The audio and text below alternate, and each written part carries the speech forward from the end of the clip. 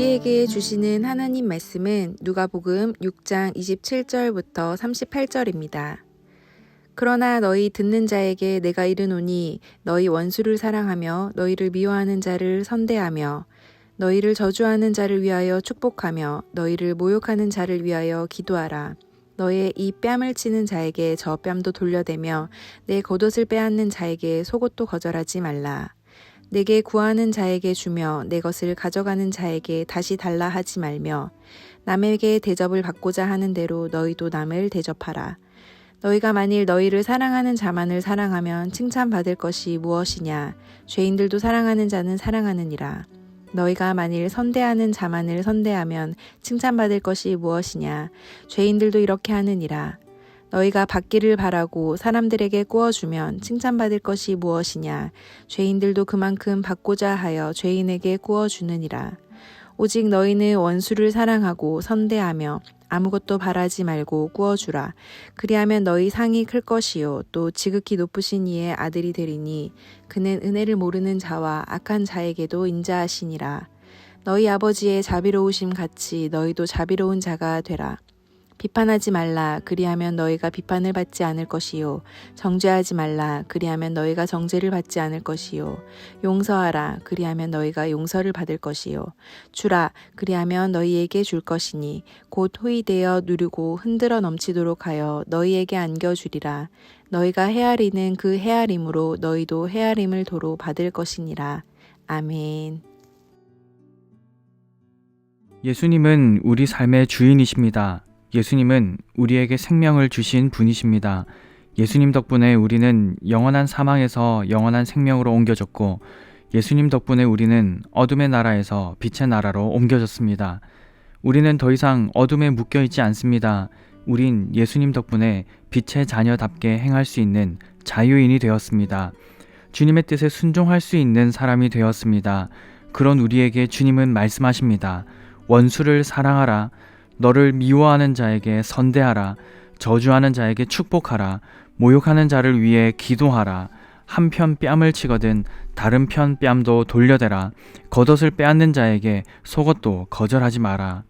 그리고 이어서 말씀하시기를 사랑하는 자만 사랑하면 칭찬받을 것이 없다. 죄인도 그렇게 한다. 선대하는 자만 선대하면 칭찬받을 것이 없다. 죄인도 그렇게 한다. 바라지 말고 꾸어줘라. 바라면서 꾸어주는 것은 죄인도 한다. 너무나 명료하지요. 여기에 덧붙일 해석은 없습니다. 주님께서 말씀하신 그대로 행하면 됩니다. 사랑하는 성도 여러분, 사랑하시기 바랍니다. 우리 주변에 있는 이웃들을 사랑하시기 바랍니다. 심지어 나를 미워하고 저주하고 모욕하고 물리적인 피해를 주는 자도 사랑하시기 바랍니다. 이것이 우리 삶의 주인이신 예수님의 명령입니다. 그런데 여러분, 이게 정말이지 잘 되지 않습니다. 머리로 이해는 되지만 실천하는 것은 너무나 어렵습니다. 주님의 말씀은 너무나도 분명합니다. 그러나 주님의 말씀을 실천하는 것은 불가능한 일처럼 보입니다. 우리는 종종 그런 예화를 듣습니다. 손양원 목사님이 자기 아들을 죽인 자를 양자로 받아주었다는 이야기나 선교사인 남편을 죽인 민족을 위해 아내 또한 목숨을 걸고 선교했다는 이야기들이죠. 그런 예화를 들을 때 양심이 찔리기도 하지만 한편으로는 그래서 어떡하라고요? 라는 질문을 하나님께 돌려드릴 때도 있습니다. 이웃을 내 몸과 같이 사랑한다는 것은 이처럼 어려운 것입니다. 가까운 사람도 사랑하기 힘든데 원수를 사랑하라니요. 여러분은 이 말씀을 어떻게 받고 계십니까? 저에게도 그런 원수 같은 사람이 있었습니다. 평생 아버지와 함께 하셨던 삼촌들이었는데요. 아버지는 공장을 운영하셨고요. 그 삼촌들과 마음을 주고받으며 일하셨습니다. 아버지가 돌아가신 후 그 장례식장에서 삼촌들은 저에게 눈물로 약속했습니다. 진아, 걱정하지 마라. 너희 아빠가 우리에게 얼마나 소중하고 중요한 사람인지 우린 알고 있다. 적어도 너희가 대학 졸업할 때까지는 아버지가 살아계실 때처럼 일할 테니까 걱정하지 마라.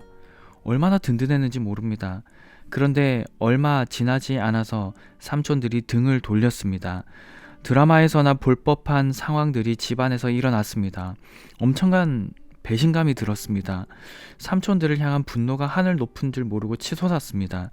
그 분노를 하나님께 쏟아내며 지금 일어나고 있는 이 상황들에 대해 해명해 달라고 따졌습니다. 그러나 하나님은 묵묵부답이셨고 저희 집안은 완전히 내려앉아 버렸습니다.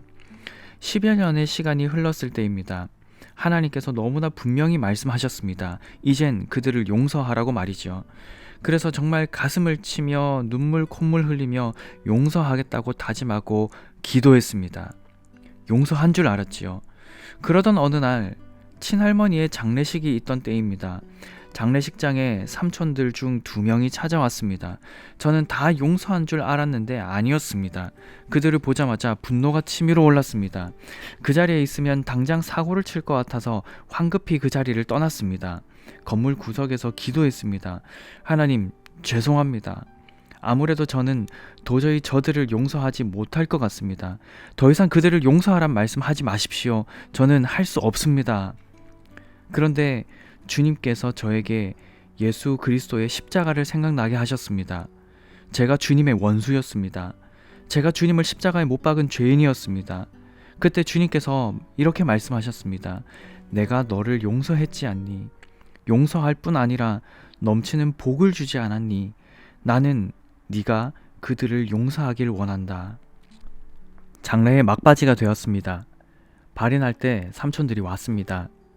용기를 내어 다가갔고 할머니의 장례식에 찾아와 주셔서 감사하다고 인사했습니다. 그때 눈시울이 뜨거워진 그 삼촌이 저에게 진아 미안하다 라는 한마디를 건넸습니다.